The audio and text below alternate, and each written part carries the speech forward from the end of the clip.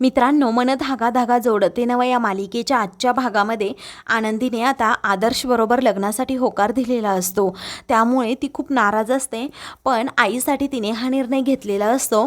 मनोज आता आनंदीचं अभिनंदन करतो आणि म्हणतो बरं झालं. आता सार्थक देखील तितक्यात तेथे येतो. तेव्हा मनोज म्हणतो, आता आपण नातेवाईक होणार आहोत. माझ्या बहिणीने तुमच्या भावासोबत लग्न करण्यासाठी होकार दिला. आता सार्थकला हसावं की रडावं हे सुद्धा कळत नाही. त्यानंतर तो मालतीला म्हणतो, माझ्या आईला तुमच्याबरोबर बोलायचंय.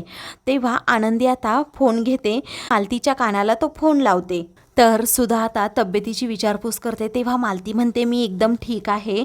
आनंदीने लग्नासाठी होकार दिला आहे. आदर्श सर आणि आनंदीचं लग्न लवकरात लवकर आपण लावून देऊया. तेव्हा हे ऐकताच सुधा आता खूप हसते आणि म्हणते, खरंच? त्यावरती मालती म्हणते, हो खरं. तर आपण त्या दोघांचं लग्न लवकरात लवकर आता लावून देऊया. तुम्ही तब्येतीची काळजी घ्या, आपल्याला खूप काम करायचं आहे, असं आता सुधा म्हणते आणि मग फोन ठेवते. तेव्हा आता मालती सार्थकला म्हणते, तक सर, तुमचे खरंच खूप उपकार आहेत. तुम्ही प्रत्येक वेळी आमच्या मदतीला धावून आला आहात आणि आमच्यावर जे संकट होतं, संकटाचं निरसन तुम्ही केलं आहे. तेव्हा सार्थक म्हणतो, हे माझं कर्तव्यच होतं. तर आनंदी आता एकटक पाहतच राहते, कारण तिच्या मनात वेगळंच काहीतरी असतं. तर आता दुसरीकडे सुधा घरातील सर्वांना आवाज देते. आकांक्षा, शलाका आणि रुंदा, पटकन इकडे या, आनंदाची बातमी आहे. त्या तिघीही जेव्हा धावत तेथे येतात तेव्हा सुधा म्हणते की अगं, तुला माहिती आहे का? त्यावरती रुंदा विचारते, बोल ना पटकन सुद्धा, काय झालं? त्यावरती आता ती म्हणते, रुंदा, आनंदीने आदर्श बरोबर लग्न करण्यासाठी होकार दिला. हे ऐकताच आता शलाका आणि रुंदाचा आनंद गगनात मावेनासा होतो. त्या दोघीही एकमेकींच्या हातावर टाळ्या देतात, त्याचबरोबर एकमेकींना मिठी देखील मारतात. पण आता अक्षूचा अपेक्षाभंग होतो. आता माझ्या सार्थक दादाचं काय? आनंदीने असा कसा होकार दिला, असा ती मनातल्या मनात विचार करत असते. तेव्हा शेवटी माझी इच्छा पूर्ण झालीच, असं रुंदा म्हणते. तर शलाका म्हणते, आई, मला पार्टी हवी आहे. तेव्हा रुंदा म्हणते, तू फक्त हॉटेलचं नाव सांग, कोणत्याही हॉटेलमध्ये तुला मी न्यायला तयार आहे. तेव्हा शलाका हो असं म्हणते. आता आकांक्षा विचार करू लागते, काय झालं असेल? असं आनंदीने होकार का दिला असेल? तिला माहीत नाही का सार्थक दादाचं तिच्यावर खूप प्रेम आहे म्हणून? असा ती विचार करत असताना तिच्या हातातून तो पाण्याचा ग्लास खाली पडतो आणि मग फुटतो. तेव्हा सुधा आणि सगळेच जण तिच्याकडे पाहू लागतात. तेव्हा ती म्हणते, काय अगं अक्षू, हे काय? त्यावरती रुंदा म्हणते, अगं, ज्यांना वाटत असतं ना काही लोकांचं चांगलं न व्हावं किंवा आदर्श आनंदीचं लग्न न व्हावं, त्या लोकांचा असं ग्लास फुटून अपेक्षाभंग झाला आहे. तेव्हा अक्षू खूपच रागात आता रुंदाकडे पाहू लागते. दुसरीकडे मालतीला डिस्चार्ज मिळालेला असतो. ती घरी आल्याबरोबरच बाप्पाचे आभार मानते. मग त्यानंतर ती एकदम शांतपणे बसते. तर आनंदी तिला साखर देते. तर सार्थक सरांना अगोदर साखर दे असं मालती जेव्हा म्हणते तेव्हा सार्थक म्हणतो, साखर कशासाठी? तेव्हा अण्णा म्हणतात, मालती बरी होऊन घरी आली ना त्यासाठी. तेव्हा सार्थक आता ठीक आहे असं म्हणतो आणि ती साखर घेणार असतो. आनंदी जेव्हा साखर देत असते तेव्हा तो नेमका उजवा हात पुढे करतो. त्या हाताला खूप मोठी जखम असते हे तिला समजतं. ती म्हणते, अजून ही जखम नाही भरली का? तेव्हा सार्थक अगदी प्रेमाने तिच्याकडे पाहत म्हणतो, काही जखमा ह्या नाही भरत. तर असं म्हटल्याबरोबरच आनंदी सार्थक एकमेकांकडे खूप वेळ पाहत राहतात. मनोजचं मात्र एकच चालू असतं की बरं झालं आनंदीने आदर्श सरांबरोबर लग्न करण्यासाठी होकार दिला. तेव्हा लीना रागातच त्याच्याकडे पाहत राहते. मग नंतर आनंदी लीनाला म्हणते की बदलण्यासाठी तो बॉक्स घेऊन ये वहिनी. तेव्हा आता आनंदी लगेच सार्थकची ती पट्टी बदलू लागते. तर खूप दुखतंय का असं ती विचारते. तेव्हा हो, ते दुखणारच असं सार्थक म्हणतो आणि काही जखमा ह्या लवकर नाही भरत, ही तर कधीच भरून निघणार नाही असंही तो आनंदीला म्हणतो. आता सार्थकबद्दल आनंदीला खूप वाईट वाटत असतं. तर अण्णा म्हणतात, लीना, चहाचं बघ, मी नंतर कधीतरी चहा घेईन असं सार्थक म्हणतो आणि तेथून जायला निघतो. घरातील सर्वजण आता रूममध्ये गेलेले असतात. आनंदी आता सार्थकच्या पाठीमागे येत असते. तेव्हा आता त्याच्या हातातून मोबाईल खाली पडतो. दोघेही बरोबर खाली बरोबरच मोबाईल तो उचलून घेतात. आता दोघेही एकमेकांना काहीच बोलत नाही, फक्त शांतपणे एकटक एकमेकांकडे पाहतच राहतात. तर आता दुसरीकडे सार्थक हा घरी चाललेला असतो. आनंदी बरोबर घालवलेला प्रत्येक क्षण आणि क्षण त्याला आठवत असतं. दोघांची ती पहिली भेट, त्याचबरोबर दोघांची झालेली मैत्री आणि त्या मैत्रीचं प्रेमात झालेलं रूपांतर, हे सगळं काही त्याला आठवत असतं. त्या गोष्टीचा त्याला खूप त्रास होत असतो की आनंदीने आदर्शबरोबर लग्न करण्यासाठी तर होकार दिला आहे, परंतु माझ्या मनाचं काय, मी सुद्धा कुणाला काही याबद्दल सांगितलेलं नाही आहे. तर आता सार्थक खूप रडत असतो आणि गाडी चालवत असतो. काय करावं त्याला सुचत नसतं. तर दुसरीकडे आता शकूला समजलेलं असतं आनंदीने आदर्श बरोबर लग्न करण्यासाठी होकार दिला. त्यामुळे शकू आता खूपच चिडते आणि म्हणते, आनंदीताई तू असं का केलंस? अगं आदर्श सरांबरोबर खरंच तुला लग्न करायचं आहे का?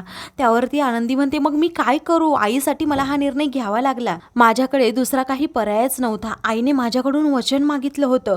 तिच्या जीवन मरणाचा प्रश्न होता. मग तिची ही अवस्था पाहून मला नाही म्हणावंसं नाही वाटलं.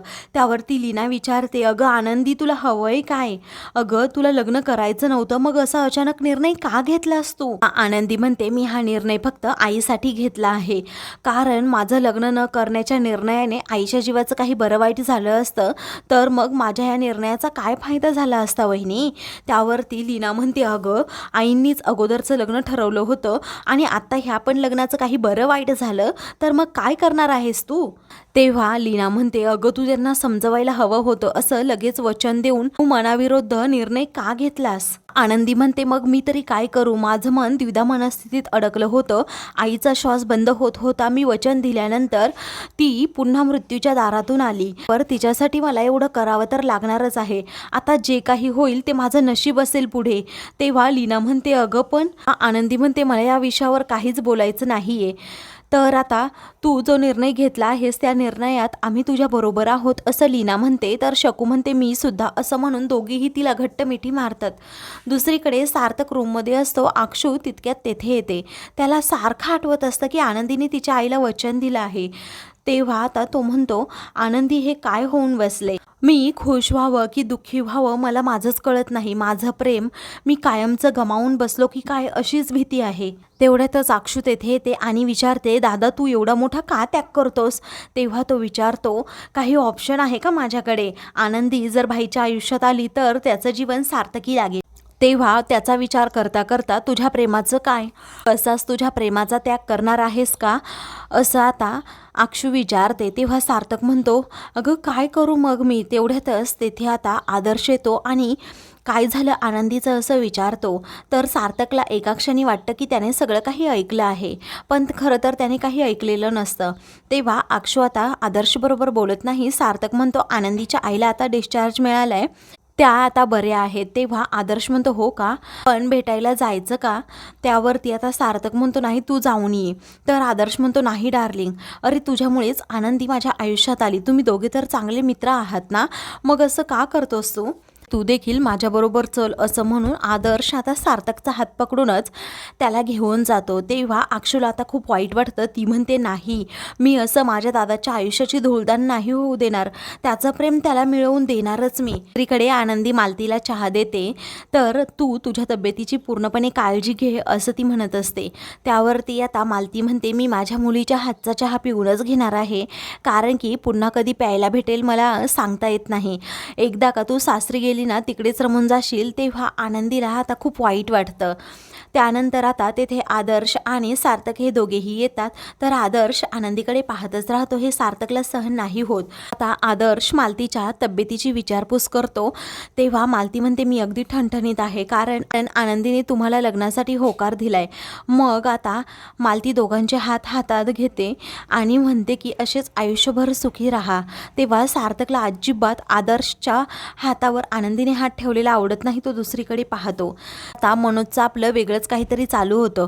तो म्हणतो की लग्नाच्या तयारीला आपण लगेच सुरुवात करूयात. तेव्हा आनंदी आता त्याच्याकडे पाहतच राहते. तर आता लग्नाची बोलणी करण्यासाठी आपण त्यांच्या घरी जाणार आहोत. मनोज तू जरा गप्प बसतोस का, असं अण्णा म्हणतात. त्यावरती आता मनोज ठीक आहे असं म्हणतो आणि पुन्हा बोलू लागतो की सार्थक सर, आपण लवकरात लवकर या दोघांचं लग्न उरकून टाकू.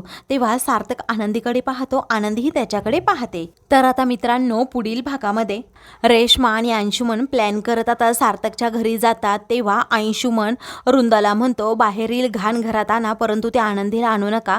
तेव्हा रेश्मा त्याच्या कानाखाली मारते आणि म्हणते, अजिबात माझ्या घरच्यांना त्रास द्यायचा नाही. तर आता दुसरीकडे आदर्श दारूची बॉटल ओतून देतो आणि सार्थकला म्हणतो, माझ्या आयुष्यात आता आनंदी आली आहे, मी याला पुन्हा कधीही हात लावणार नाही. तर आता इकडे आनंदीला सार्थकच्या प्रेमावरची जाणीव होती, काहीतरी हातातून सुटत असल्यासारखं वाटतं. तर आता इकडे सार्थक मनातल्या मनात विचार करतो, आनंदी कदाचित माझं प्रेम तुला आयुष्यभर समजणार नाही. अशाच मालिकेंचे पुढील भाग पाहण्यासाठी चॅनलला सबस्क्राईब